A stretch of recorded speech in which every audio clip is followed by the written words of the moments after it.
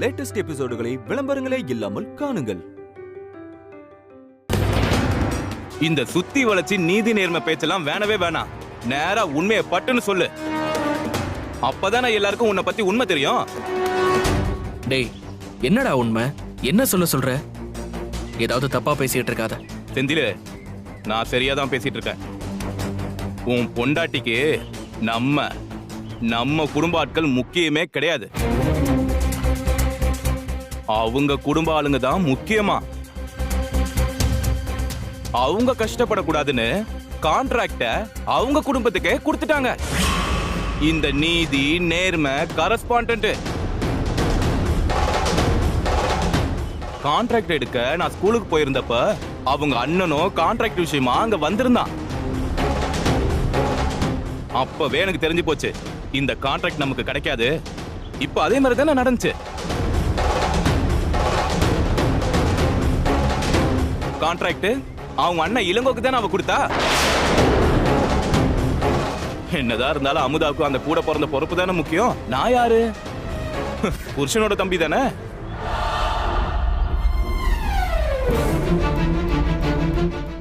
என்ன அமுதா, தம்பி சொல்றது நிஜமா? அத்தை, இந்த முடிவுக்கும் எனக்கும் எந்த சம்பந்தமும் இல்ல. இது நான் முடிவு பண்ற விஷயமும் இல்ல. இதுக்குன்னு தனியா ஒரு கமிட்டி இருக்காக. அவங்கதான் இது எல்லாத்தையும் சரி பார்த்து முடிவெடுப்பாக. என்னம்மா நீதி நேர்மைன்னு பேசுறவ பொதுவா இருந்தா சரி.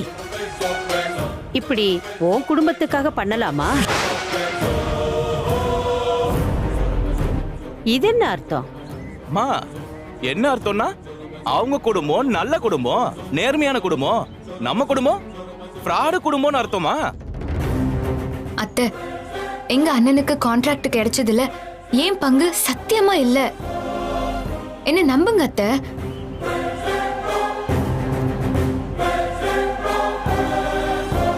நம்ம வடிவேல் வாழ்க்கைய நம்ம நிச்சயமா சரி பண்ணிடலாம். அவங்க நல்லா இருக்கணும் தான் நானும் நினைக்கிறேன். அதுக்கான சந்தர்ப்பத்தை நான் பார்த்துட்டு தான் இருக்கேன். இல்லம்மா, என் புள்ள வாழ்க்கையை எப்படி சரி பண்ணிக்கணும்னு எனக்கு தெரியும். நான் பாத்துக்கிறேன். உனக்கு எந்த சிரமமும் வேண்டாமா? நீயும் எப்படிதான் கஷ்டப்படுவ? சரி அம்மா,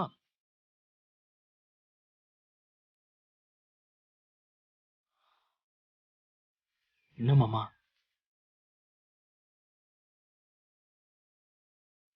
சரி, போலாம் வா. அம்மாடி, அக்கா புள்ள மேல இருக்க பிரியத்துல புரியாம பேசுறாங்க. அதெல்லாம் நீ மனசுல வச்சுக்காத கண்ணு. பொழுது போச்சுன்னா அது எல்லாத்தையும் மறந்துடும். கிளம்பாத்தா, பள்ளிக்கூடத்துக்கு நேரம் ஆகுதுல.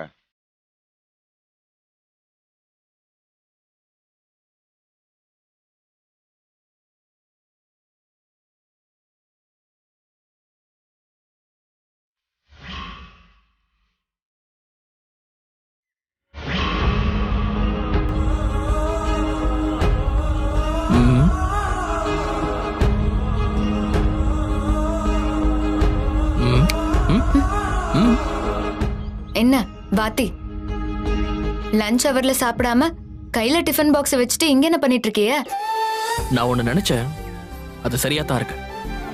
என்ன நினைச்சிய? அது இல்ல, சாப்பிடலான்னு உட்கார்ந்தேன், உங்க நினைப்பு வந்துச்சு. கண்டிப்பா நீங்க சாப்பிட்டிருக்க மாட்டீங்கன்னு நினைச்சேன். அது கரெக்டா தான் இருக்கு. சரி, இன்னும் ஏன் சாப்பிடல? நான் என்னமோ பண்றேன். உங்களுக்கு எதுக்கு அதெல்லாம்? சாப்பிட்டுட்டு பசங்களுக்கு போய் கிளாஸ் எடுக்கிற வேலையை பாருங்க. இங்க நலம் விசாரிக்க இது ஒண்ணும் நம்ம வீடு இல்ல. ஹலோ மேடம், இது ஒன்னும் கிளாஸ் அவர் கிடையாது, பிரேக் அவர். இப்பவும் நீங்க கரஸ்பாண்டண்டா தான் என்கிட்ட நடந்துக்கணுமா? இந்த கொஞ்ச நேரமாவது என்ன உங்க புருஷனா பார்க்கலாமே. ஹலோ சார், பிரேக் டைமா இருந்தாலும் இது பள்ளிக்கூடம். சாயந்தரம் பள்ளிக்கூடம் முடிஞ்சதும் நம்ம வாசலை தாண்டினாதான் நான் உங்க பொண்டாட்டி, நீங்க என் புருஷன். அது வரைக்கும் எந்த அவரா இருந்தாலும் இங்க நான் கரஸ்பாண்டன்ட், நீங்க வாத்தியாரு. அவ்வளவுதான் நம்ம உறவு. அதெல்லாம் சரிதான், அதெல்லாம் கரெக்டா பேசுற கரஸ்பாண்டன்ட். லஞ்ச் டைம்ல ஒழுங்கா சாப்பிடணும்னு தெரியாதா? நீங்க ஏன் சாப்பிடல? நீங்க சாப்பிடாம இருப்பீங்கன்னு எனக்கு தெரியும், அதான் நானும் சாப்பிடல. அது சரி, பேச்செல்லாம் மாத்தாதீங்க. ஏன் சாப்பிடாம உட்கார்ந்திருக்கீங்க? அதுக்கு பதில் சொல்லுங்க கரஸ்பாண்டன்ட் மேடம். எனக்கு பசிக்கல. ஏன் தெரியல. எனக்கு தெரியுமே. என்னன்னு காரணம் சொல்லவா? காலையில நாம ஸ்கூலுக்கு கிளம்பும் போது அம்மா பேசினதை நினைச்சதானே நீ வருத்தமா இருக்க. அது எனக்கு நல்லாவே தெரியும். ஆமாங்க, நீங்க சொல்றது சரிதான். நான் வேணும்னு வடிவேலுக்கு இத பண்ணாம இல்லைங்க. எங்க அண்ணனுக்கு வேணும்னு இத வாங்கி கொடுக்கவும் இல்ல. இது சம்பந்தப்பட்ட முடிவை நான் எடுக்கலங்க. வடிவேலு பண்ண தப்ப சுட்டி காட்டி நிர்வாகம் தான் அவங்கள நிராகரிச்சிருச்சு. அங்க அண்ணன் பண்ண சாப்பாடு நல்லா இருந்ததுனால அத அவங்களுக்கு கொடுத்துட்டாக. இதுல ஏன் முடிவு என்ன இருக்கு சொல்லுங்க? இது தெரியாம அத்தையும் என்ன தப்பா நினைச்சு என் மேல கோவமா இருக்கிறது தான் என் மனசுக்கு ரொம்ப கஷ்டமா இருக்கு. இப்ப போய் நான் இத வடிவேலுக்காக கேட்டா நிர்வாகம் என்ன நினைக்கும்? நம்ம குடும்பத்துக்காக விஷயத்த மாத்தி பேசுறேன்னு தப்பா நினைக்க மாட்டா? எல்லாத்தையும் சரி செய்யணும்னு சொல்ற நாமளே தப்பா நடந்துக்கிட்டா நம்ம மேல எப்படி அவங்களுக்கு நம்பிக்கை வரும் சொல்லுங்க? இத வடிவேலுக்கு கொடுக்க சொல்லியெல்லாம் நான் உன்னை சொல்ல மாட்டேன். இது நம்ம குடும்ப விவகாரமா இருந்தா இது சம்பந்தமா நான் உங்ககிட்ட பேசலாம். இது பள்ளிக்கூடத்துக்கு சம்பந்தமான பொது விஷயம். இதுல நியாயம் என்னவோ அதைத்தான் நம்ம பண்ணணும். அதை விட்டுவிட்டு அம்மாவுக்காக ஆட்டுக்குட்டிக்காகலாம் யோசிக்க முடியாது, யோசிக்கவும் கூடாது. அம்மா உன்னை தப்பா புரிஞ்சுக்கிட்டது அவங்களோட தப்பு. இதுல ஓன் தப்பு என்ன இருக்கு சொல்லு? அவங்க நினைச்சது தப்புன்னு அவங்களுக்கே ஒரு நாள் தெரியும். அப்போ உன்னை புரிஞ்சுப்பாங்க. அப்போ உன் மேல இருக்க கோபம் தானா விலகி போயிடும். அவங்க எனக்கு வெறும் அத்தை மட்டும் இல்லைங்க, என்னோட அம்மா. அவங்க என்ன தப்பா நினைச்சு அப்படி சரியா பேசாம முகத்தை தூக்கி வச்சிட்டு இருக்கிறது எனக்கு என்னமோ மனசுக்கு ரொம்ப பாரமா இருக்கு. நமக்கு ரொம்ப பிடிச்சவங்க நம்மளை விட்டு ரொம்ப தூரமா போன மாதிரி ஒரு உணர்வை தருது. அவங்க அன்பு என்னைக்குமே எனக்கு முழுசா கிடைக்கணுங்க. அவங்களுக்காக தானே நான் இருக்கேன். அவங்களே என்ன தப்பா நினைச்சா எப்படிங்க? அதெல்லாம் விடு. எனக்காக ஒரு 5 நிமிஷம் உன் கரஸ்பாண்டன்ட் பதவியை கொஞ்சம் தள்ளி வச்சுட்டு உன் புருஷனுக்காக பொண்டாட்டியா இருக்கணும். அதுக்கு நீங்க பர்மிஷன் கொடுக்கணும். 5 நிமிஷம் தானே, எடுத்துக்கோங்க. ஒரு பொண்டாட்டியா நீ பண்றத நான் தப்புன்னு எப்பவுமே சொல்ல மாட்டேன். என் அமுதா ஒரு விஷயத்த பண்ணா அதுல ஒரு நியாயம் இருக்கும்னு எல்லாருக்குமே தெரியும்.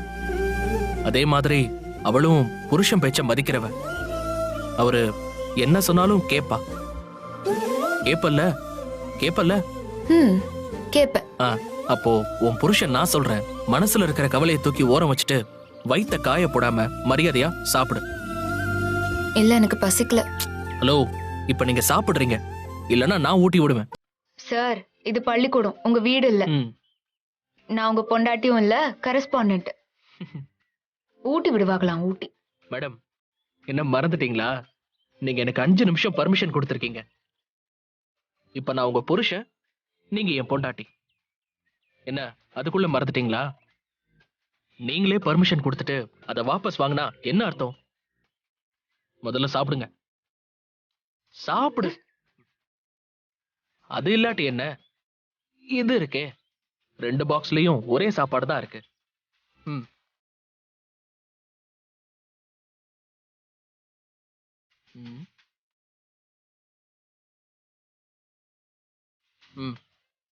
வாத்தி சார், உங்க டைம் ஓவர். சாப்பாட்டை அக்கறையா பேசுறதுல டைம் கீப் அப் பண்ணாம விட்டுட்டனே. இப்போ நீங்க என் புருஷனும் இல்ல, நான் உங்க பொண்டாட்டியும் இல்ல. கரஸ் சொல்றேன், கிளம்புங்க. அப்போ நீங்களே ஒழுங்கா சாப்பிடுங்க, இல்லனா இன்னொரு 5 நிமிஷம் கேட்டு ஊட்டி விட்டுருவேன்.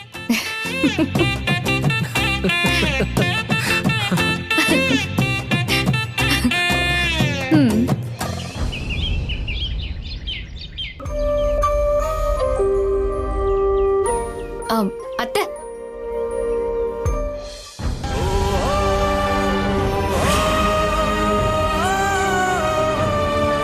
அத்தை ஒரு நிமிஷம். ஏன் என்கிட்ட பேச மாட்டேங்கிறிய? நான் அப்படி என்ன தப்பு பண்ணிட்டேன்? ஒரு நிமிஷம் என்னோட நிலைமையில இருந்து யோசிச்சு பாருங்க. நான் பண்ணதா சரின்னு புரியும். விடுத்தா, இதுக்கு மேல மேற்கொண்டு இந்த விஷயத்தை பேச வேண்டாம். அப்ப என்ன தப்பா நினைக்கிறியலா அத்தை? நியாயமா நீ இத வடிவேலுக்கு தான் பண்ணி கொடுத்துருக்கணும். அது அவனுக்கு இல்லைங்கிற வருத்தத்தை விட அது நீ உன் அண்ணனுக்கு பண்ணி கொடுத்ததான் என்னால ஏத்துக்க முடியல. உன் அண்ணனுக்கு இத பண்ண போறேன்னு சொல்லி இருந்தா நான் என் பையனுக்காக கேட்டிருக்கவே மாட்டேன். நான் அவனுக்காக இத கேட்கல. அவனுக்குன்னு ஒரு வாரிசு வரப்போகுது. அவனுக்குன்னு ஒரு பொழப்பு வேணும். அவனும் உருப்பிட்டு மதிக்கிற மாதிரி இருக்கணும்ல. அதனாலதான் உன்கிட்ட கேட்டேன். அக்கா என்ன பேசுற நீயே? எல்லாம் தெரிஞ்சுதே பேசுறியா? பாசம் உன் கண்ணை மறைக்குதா? இவட்ட போய் இப்படி பேசலாமா நீயே? இந்த குடும்பத்துக்காக எம்புட்டு நல்லது பண்ணிருக்கா. எப்படி வசதியா வாழ்ந்த புள்ள எல்லாத்தையும் தூக்கி போட்டு நம்ம குடும்பத்தை தான் குடும்பமா நினைச்சு கஷ்டப்பட்ட நம்ம அமுதாவ இப்படி எல்லாம் பேசலாமாக்கா? என்னக்கா நீ இப்படி எல்லாம் மறந்துட்டு பேசலாமாக்கா? மறக்கலடா, எதையும் மறக்கல. அதனாலதான் அப்படி பேசுறேன். அப்படி இருந்த அமுதா இன்னைக்கு ஏன் இப்படி பண்றான்னு தான் பேசுறேன். அத்தை, அந்த மாதிரி எல்லாம் இல்ல. நான் எப்பவுமே மாறல. நான் மாறவும் மாட்டேன். வேணா, இனிமே நான் உன்கிட்ட எதுவுமே கேட்கல. நீயும் எனக்காக எதுவும் பண்ண வேண்டாம். என்னக்கா நீ கிறுக்குத்தனமா பேசிக்கிட்டு இருக்க?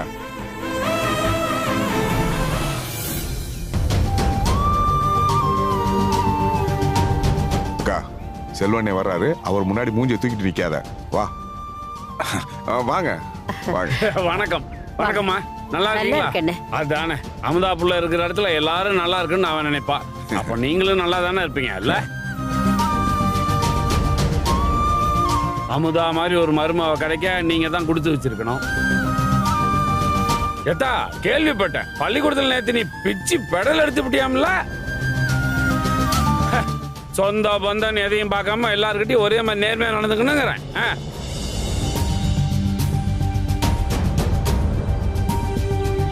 அப்புறம் என்ன விஷயமா இம்புட்டு தூரம் வந்திருக்கீங்க? எல்லாம் நல்ல விஷயமா தான். உங்க மருமவ 7 மாசமா உண்டாயிருக்கால, அதான் அவளுக்கு ஒரு நல்ல விசேஷமா வளகாப்பு பண்ணிடலாமேன்னு சொல்லிட்டு போறதுக்கு வந்தேன். முறையா எங்க வீட்டுல ஃபங்க்ஷன் பண்ணி நீங்க அழைச்சிட்டு போகணும். வாஸ்தவம் தான். ஆனா அவ உண்டான நாள்ல இருந்து அங்கதானே சம்பந்தி இருக்கா. அதனால இதுவும் அங்கேயே நடக்கட்டுமே. அது மட்டும் இல்ல, நமக்குள்ள சாங்கிய சம்பிரதாயம் எல்லாம் எதுக்கு சம்பந்தி? ஃபங்க்ஷனை நல்லபடியா பண்ணி முடிப்போம். அப்புறம் நீங்க எல்லாருமா வந்து புள்ளைய ஆசீர்வாதம் பண்ணணும். அம்பிட்டுதான். பாராதா அமுதா, நீ முன்ன மாதிரி சாதாரண ஆள் இல்ல. இப்போ ஒரு பள்ளிக்கூடத்தோட கரஸ்பாண்டன்ட். உனக்கு 1000 வேலை இருக்கும். உனக்கு எந்த விதமான சங்கடமும் வந்துடக்கூடாதுங்கிறதுக்காக தான் ஞாயிற்றுக்கிழமை நாளா பார்த்து ஃபங்க்ஷன் வச்சிருக்கேன். சரியா? ஐயா மாணிக்கம், என் வீட்டு மாப்பிள்ளைங்க. வாங்க மாமா. வாங்க மாப்பிள்ள. இன்னும் இந்த வீட்டுக்குள்ளேயே இருந்தா எப்படி? உனக்கு நாங்க ஒரு வீடு இருக்குல்ல, உன் பொண்டாட்டின்னு ஒருத்தி காத்துக்கிட்டு இருக்கால. பணங்காசை சம்பாதிச்சு கொடுக்கலனாலும் இந்த மாதிரி சமய சந்தர்ப்பத்தில் அவகிட்ட பாசமா நடந்துகிட்டா தானே உன் பேர்ல அவளுக்கு ஒரு அன்பு இருக்கும். வரலாம் தான் நினைச்சேன், கொஞ்சம் வேலை இருந்துச்சு மாமா. என்ன வேலை? கண்ட பொறுக்கி பசங்க கூட சேர்ந்துக்கிட்டு சரக்கும் தம்மு அடிச்சிட்டு இருக்கல ஒரு வேலையாடா? சும்மா எதையா சொல்லி டிராமா பண்ணுன்னு திட்டம் போடாம ஒழுங்கா நல்ல குடும்பஸ்தானா நடந்துக்க பாரு. அப்புச்சி, நல்ல விசேஷம் நடக்கும்போது உறவுக்காரங்க மொத்த பேரையும் கூப்பிடணும். பெரியவங்கெல்லாம் வந்து ஆசீர்வாதம் பண்ணா குழந்தை நல்லபடியா பொறுக்கும்னு சொல்லுவாங்க. என்னதான் குடும்பத்துக்குள்ள சின்ன சின்ன சண்டை சச்சரவு இருந்தாலும் இந்த மாதிரி விசேஷ நாள்லயாவது எல்லாரும் ஒன்னா இருக்கணும். அதுக்கு நீங்க எல்லாரையும் கூப்பிடணும். எங்க அப்புச்சியையும் சேர்த்துதான் சொல்றேன்.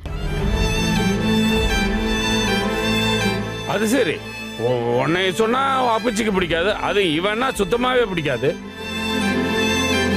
அப்புறம் எந்த முகத்துக்காக ஒரு ஃபங்க்ஷனுக்கு வருவாரு? எனக்கும் எல்லா சொந்த பந்தமும் வந்து என் பொண்ணு ஆசீர்வாதம் பண்ணுன்னு ஆசையா தான் இருக்கு. ஆனா நீ வருவேன்னு சொன்னா அந்த மனுஷன் வரமாட்டார. எனக்கு அவரோட ஆசீர்வாதத்தை விட என் பொண்ணை நீ ஆசீர்வாதம் பண்றதுதான் ரொம்ப முக்கியமா படுதாத்தா. நான் சொல்றேன், நானே அவங்கள இந்த ஃபங்க்ஷனுக்கு வர வைக்கிறேன். நீ சொன்னா அவங்க அப்பச்சி வருவாரா? எல்லாருமே விசேஷத்துக்கு வந்தா எனக்கு சந்தோஷம்தான். அப்புறம் நீங்க எல்லாம் முதல் நாளே ஃபங்க்ஷனுக்கு வந்தா சரிங்க சரி. ஏய், உன் கிறுக்குத்தனமான டிராமாவெல்லாம் மூட்டை கட்டி வச்சுட்டு மரியாதையா வீடு வந்து சேரு. நான் வரட்டுமா? சரிங்க மாமா.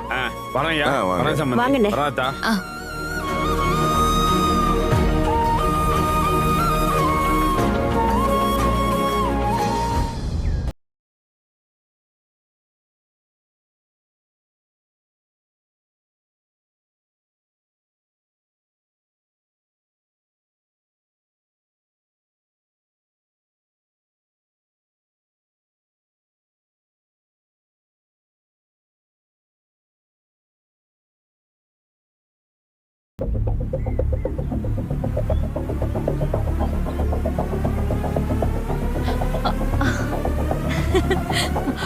ஐயோ ஐயோ ஐயோ, எம்பிட்டு பெரிய ஸ்கூலோட கரஸ்பாண்டன்ட் ஏன் வீட்டு வாசல்ல வந்து நிக்கிறீங்களா?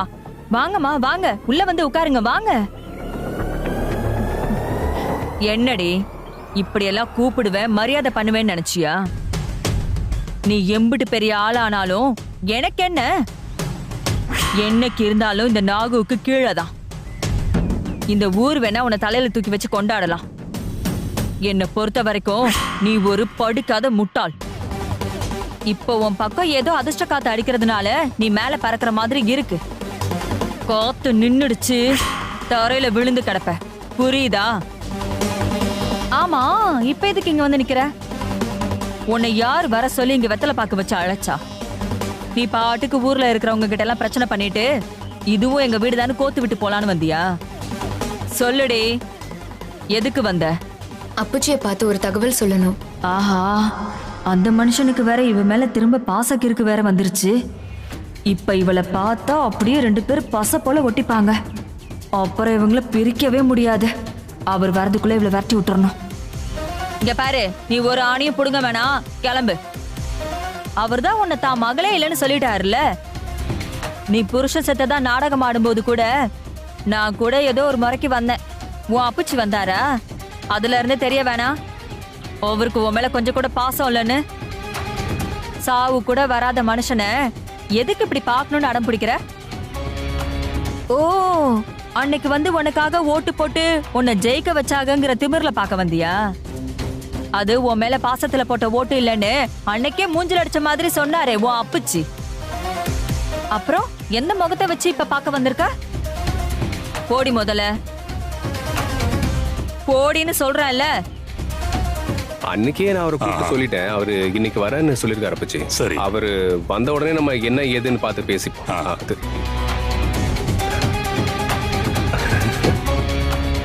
வாங்க அப்பச்சி. ஆஹா, அவரு வரதும் இல்லாம கூட என் புருஷனும் வராரே. அவரு சும்மா இருந்தாலும் இவர் தங்கச்சி பாசத்துல உருகிடுவாரே. என்ன பண்றது? அமுதா, வா அமுதா, எப்போ வந்த? இப்போதானே. ஏம்மா வெளியே நிக்கிற? கேண்டி, வந்தவங்களை உள்ளார கூட்டு போக மாட்டியா? ஏங்க, உங்களுக்கு என்ன கிறுக்கு பிடிச்சு போச்சா? விருந்தாளி தான் உள்ள கூப்பிட்டு உட்கார வைப்பாங்க, விரோதியே இல்ல. அப்படி பார்த்தா உன்னெல்லாம் வீட்டுக்குள்ளே விடக்கூடாது. சரிங்க, நான் போறேன். எனக்கு என்ன வீடு இல்லையா, வாசல் இல்லையா? இளங்கோ, ஏய், இப்ப நீ உள்ள போறியா இல்லையா? நான் பேசினாதான் உங்களுக்கு பொறுக்காதே. என்னமோ பண்ணுங்க. வினைய வீட்டுக்குள்ள சேர்த்தா மறுபடியும் அனுபவிக்க போறது நீங்க தான். பாத்துக்கோங்க. இப்ப ஒருத்தி என்ன முதா திடீர்னு வந்திருக்க? ஏதாவது முக்கியமான விஷயமா? சரி வா, உள்ள போய் பேசலாம். என்னம்மா, என்ன தயக்கம்? இது நம்ம வீடு. வா உள்ள வா.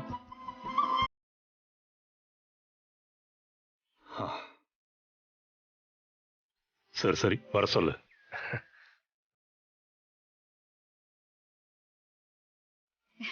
வாமா, அதான் அப்பச்சியே வான்னு சொல்லிட்டாங்கல்ல. நீ வா.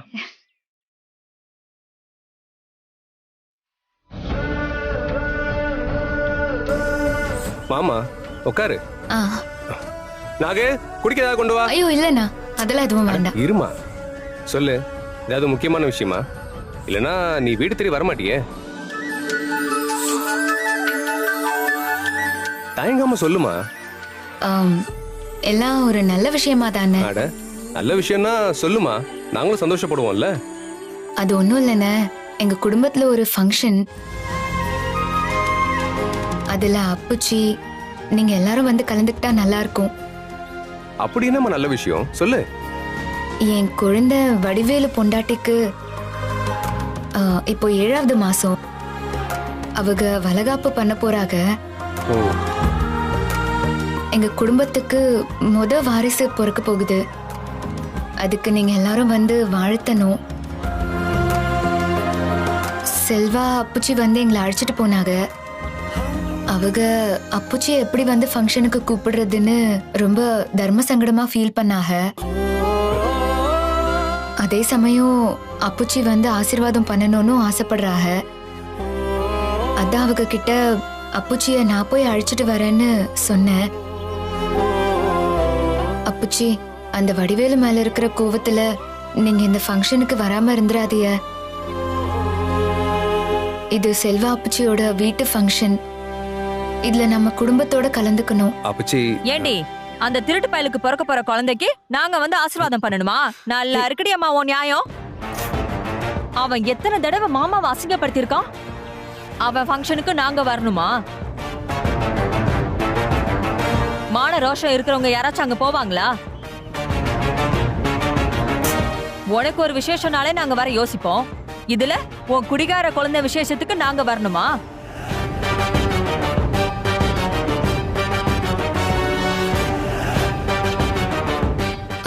அப்புச்சி